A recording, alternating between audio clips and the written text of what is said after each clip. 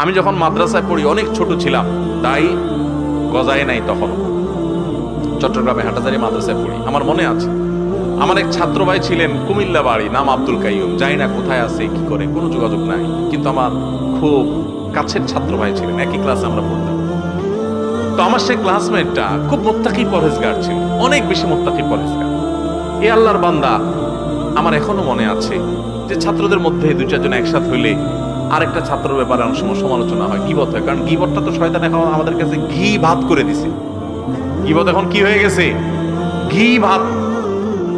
ঘি ভাত, গরম ভাত আর ঘি যেরকম টেস্ট হয় না, গীবত করতে ওইরকম টেস্ট লাগে। গীবত না করলে আমাদের ভালোই লাগে না, মজলিস জমেই না। মানে কয়েকজন দুইজন আছেন, তাহলে 3 নম্বরটা নিয়ে খোঁচাখুচি না করলে আমাদের ভালো। শয়তান এরকম করে ফেলছেন আমাদের কাছে।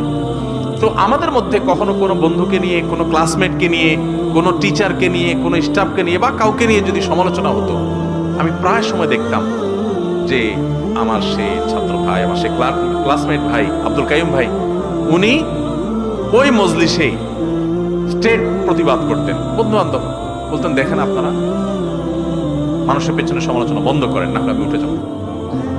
বন্ধ যদি করতো তো ভালো, না করলে সে কানে হাত দিয়ে উঠে চলে যেত, এবং প্রায় দিন এই কাজটা করত। তখন আমার মধ্যে এক ধরনের প্রেরণা জাগ্রত হতো যে মাশাআল্লাহ, হারাম থেকে বাঁচার জন্য কত চেষ্টা।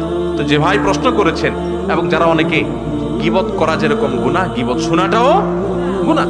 এজন্য যে মজলিসে থাকবেন, গীবত শুরু হলে সেখান থেকে সরে যাবেন। পারলে সেখানে গীবত বন্ধ করবেন, আর না হলে নিজে সরে যাবেন, শুনবেন না। ভাইরে, আমলনামা বরবাদ হয়ে যাচ্ছে। কিয়ামতের ময়দানে যখন দেখবেন হাজার হাজার গীবতের মামলার আসামি, একটা গীবতের বিচার হওয়া ছাড়া পাও নাড়াতে পারবেন না ভাই। সেদিন আফসোস করবেন, আল্লাহর কসম, একটা গীবতের গুনাহ আমলনামা থেকে মুছতে পারবেন না।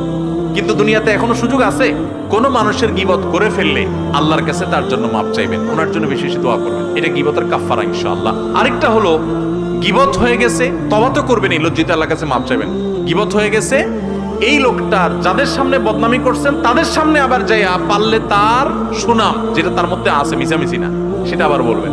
তাহলে এটা কিছুটা হলেও তার ক্ষতিপূরণ হবে।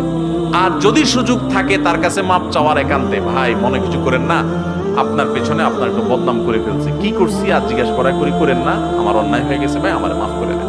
কোন ব্যক্তি এটা বললে মাইন্ড করবে না, রাগ করবে না, তাকে বলবেন। আর যদি বললে উল্টা রাগ করবে না হয়, তাহলে তার বলার দরকার নেই।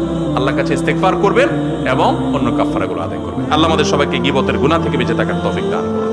গীবত থেকে বাঁচার জন্য কি করতে হয় জানেন? পরিবেশ থেকে বাঁচতে হয়। আসুন আমরা প্রতিজ্ঞা করি, আমরা সমাজটাকে সুন্দর করি, আমরা কোনো মানুষের পেছনে